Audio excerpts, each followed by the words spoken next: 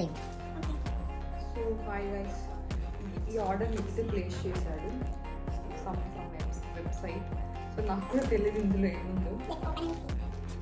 ఏం అసలు ఇది ఫోటో ఫ్రేమా, షాపింగ్ బోర్డా, వాల్ డెకార్ అనుకుంటా. ఇప్పటికి కూడా నాకు అర్థం కావట్లేదు ఏంటో.